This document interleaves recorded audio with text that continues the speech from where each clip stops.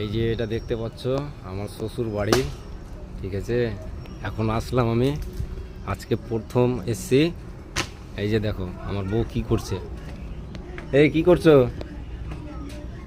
তুমি এখন আসলে আমি কখন সকাল থেকে এসে আছি। ও বাড়ি তো এ কাজ, আর এখনো এখানে এসে রান্না বান্না লেগে গেছো?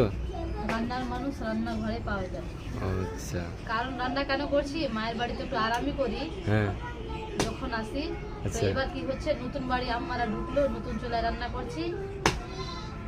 আর কি বলে যে কি আম্মা ঘরের সামানগুলো নিয়ে আসছে, তার জন্য আমি আজকে রান্না করছি কি রান্না করছো?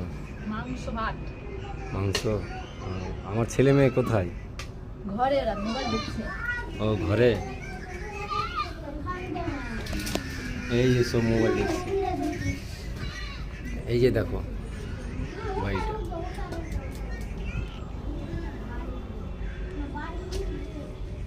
সব লাস্টে আসলা, সব শেষ হয়ে গেল, কিছু পাবা না খেতে।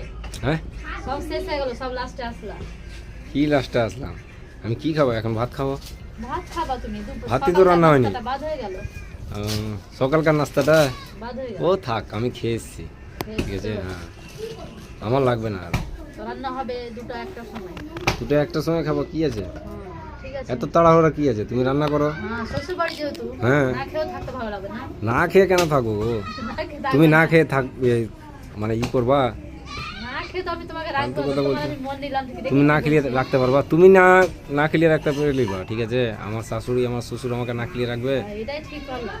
আমি তাহলে? তোমাকে না খেলে রাখতে সেটাই তো পারবো, আমি কিন্তু বলছি। তোমার শ্বশুর শাশুড়ি না খেয়ে রাখতে পারবে না, হ্যাঁ সেটাই করছে জামাইকে কথা। খাওয়াবে। হ্যাঁ ভালো মন্দ খাওয়াবে আবার। এই যে মা কি কি এটা?